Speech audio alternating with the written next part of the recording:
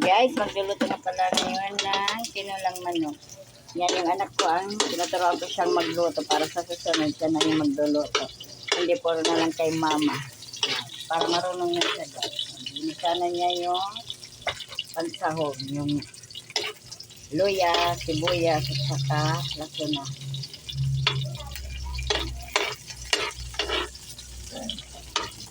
Tapos, pag-isa-usalan.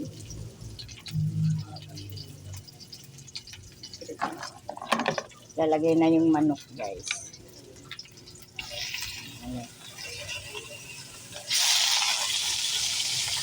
Binibisa mo kumunod ka guys bago sa bawang para matanggal yung lansa niya. Ayan guys. Halo-halo.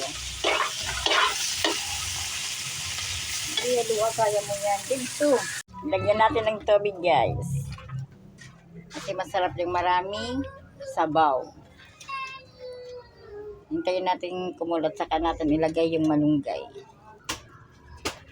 Guys, kumukulo na siya, lalagay ko na yung malunggay. Guys.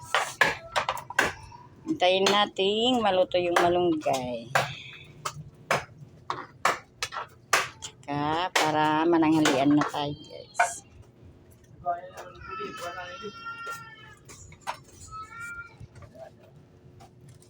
Lagay ko na rin guys yung magic sarap.